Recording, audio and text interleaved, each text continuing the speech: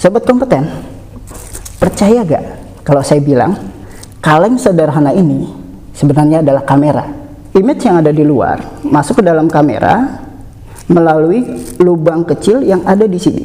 Kemudian ada Ibnu Al-Haytham yang hidup di kisaran tahun 965 hingga 1040 Masehi.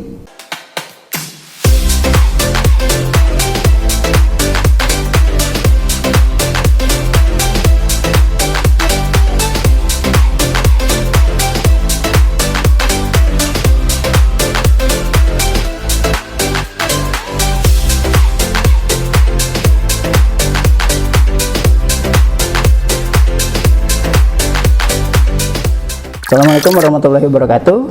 Halo sobat kompeten, bertemu lagi dengan saya Agustin Sabtono Haji. Nah, sobat kompeten, percaya gak kalau saya bilang kaleng sederhana ini sebenarnya adalah kamera? Kita akan sedikit membahas tentang kamera kaleng ini di dalam materi yang akan kita bahas kali ini, yaitu tentang sejarah fotografi. Berbicara tentang fotografi kurang afdol rasanya kalau belum membahas tentang sejarah fotografi. Berdasarkan catatannya, sejarah dunia fotografi dimulai dengan aktivitas pengamatan yang dilakukan oleh Moti yang hidup di kisaran tahun 470 hingga 381 sebelum Masehi. Dalam kasus lubang jarum atau pinhole dan imaji terbalik atau inverted image-nya. Ini salah satunya. Ini yang disebut dengan kamera pinhole atau kamera lubang jarum. Kenapa? Karena di dalam kamera kaleng ini lensanya ukurannya kecil, seukuran lubang jarum.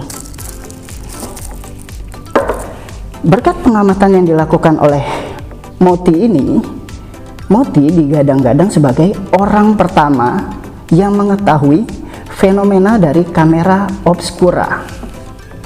Lalu diperkuat dengan temuan fenomena alam oleh Aristoteles yang hidup di kisaran tahun 384 hingga 322 sebelum Masehi dengan bentuk crescent form yang tercipta karena adanya bias cahaya gerhana matahari atau solar eclipse melalui sela-sela kerimbunan dedaunan.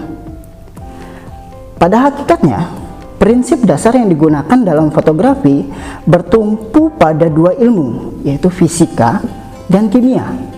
Dari ilmu fisika, terhadap sinar matahari atau sinar yang memancar dari sebuah objek yang menembus masuk melalui lubang kecil. Kemudian ada Ibnu Al-Haytham yang hidup di kisaran tahun 965 hingga 1040 Masehi.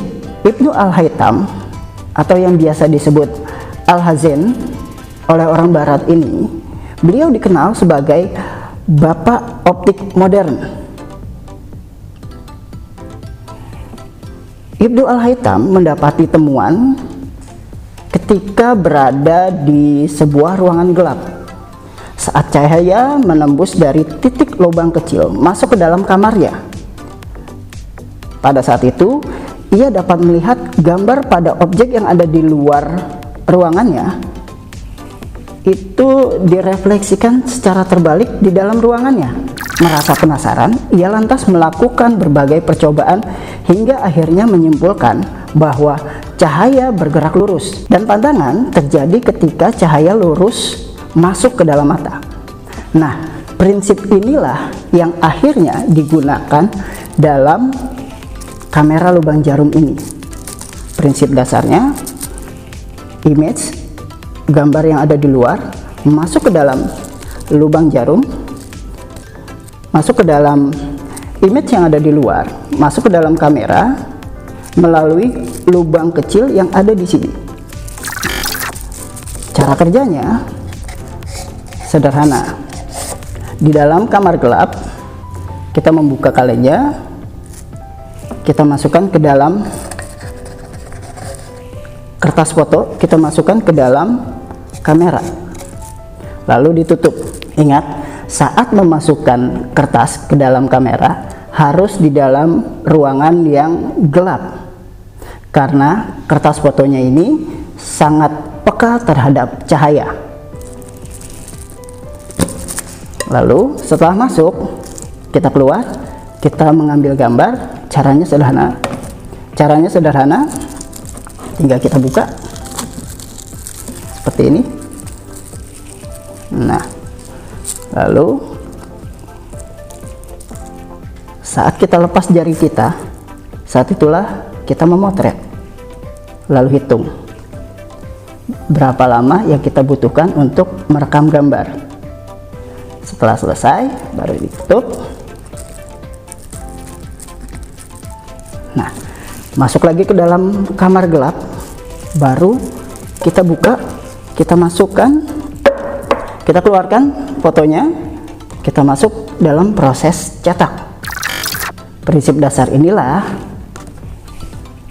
yang mendasari dari pola pikir Ibnu Al-Haytham ke dalam kamera lubang jarum atau pinhole atau obscura. Sama halnya dengan Ibnu Al-Haytham, ketidaksengajaan Leonardo da Vinci yang hidup di kisaran tahun 1452 hingga 1519 Masehi saat merefleksi dalam dinding kamarnya yang menggambarkan keadaan luar kamarnya membuatnya penasaran dan akhirnya menghasilkan obscura. Beginilah kira-kira gambaran proses mengambil gambar atau merekam gambar yang dilakukan oleh Ibnu Al-Haytham dan Leonardo da Vinci.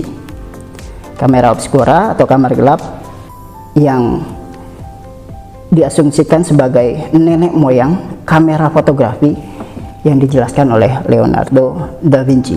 Pada perjalanannya, para ilmuwan berusaha untuk mengembangkan pengetahuan seputar fenomena refleksi bayangan melalui lubang kecil tersebut. Tepat di tahun 1826, Joseph Lipsche berhasil menemukan sebuah gambar yang kini diabadikan di University of Texas. Namun, gambar yang dihasilkan oleh Joseph Lipsche ini belum utuh atau permanen sepenuhnya. Namun secara lebih nyata, imaji fotografi baru muncul di abad sekitar 19, yaitu pada karya Joseph Lipsche dengan karya heliografi atau sun drawing pada tahun 1826 yang dianggap sebagai karya fotografi yang paling tua di dunia atau the world oldest existing photograph. Merasa kurang puas, tahun 1827 Lipsche mendatangi desainer panggung opera yang juga pelukis, Louis Jacques Mende Daguerre, untuk mengajaknya berkolaborasi. Pada tanggal 19 Agustus 1839, Daguerre dinobatkan sebagai orang pertama yang berhasil membuat sebuah gambar permanen pada lembaran plat tembaga perak yang dilapisi larutan iodin dan disinari selama 1,5 jam. Kemudian proses ini disebut dengan daguerreotype. Daguerreotype adalah sebuah metode atau proses untuk membuat foto yang pertama kali dipublikasikan di dunia. Metode atau proses percetakan ini diciptakan untuk pertama kalinya oleh dua orang sahabat, yaitu yang tadi saya sebutkan, Louis Daguerre dan Lipsche di Perancis. Padahal di Inggris beberapa bulan sebelumnya, tepatnya pada tanggal 25 Januari 1839, William Henry Fox Talbot juga memperkenalkan lukisan fotografi menggunakan kamera obscura. Talbot mengembangkan proses calotype dan dikembangkannya lagi menjadi Talbot types untuk menghasilkan gambar positif. Talbot menggunakan proses sol print. Film negatif ditumpuk di antara kertas foto dan kaca pemberat, lalu disinari. Perkembangan dunia fotografi ini kemudian dilanjutkan hingga George Eastman. Dari eksperimen-eksperimen yang ia lakukan di laboratorium yang dia buat di dapur ibunya, Eastman menyederhanakan proses panjang dan rumit menjadi kamera merek Kodak. Dan itulah yang hingga kini kameranya berkembang hingga kamera yang kita kenal saat ini. Kebayang nggak sobat kompeten, kalau perkembangan fotografi tidak sampai ke posisi ini? Saat kita mau jalan-jalan, ingin mengabadikan sebuah gambar, kamera yang kita bawa seukuran kamar. Wow. Cukup sekian materi yang dapat saya sampaikan. Mohon maaf jika ada kekurangan. Akhir kata, saya Agustin. Wassalamualaikum warahmatullahi wabarakatuh.